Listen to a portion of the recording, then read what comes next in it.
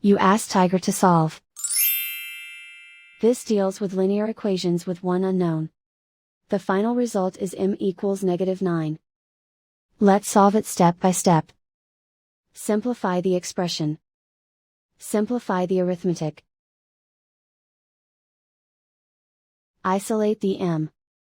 Divide both sides by -3. Cancel out the negatives. Simplify the fraction. Move the negative sign from the denominator to the numerator. Find the greatest common factor of the numerator and denominator. Factor out and cancel the greatest common factor. And so the final result is m equals -9.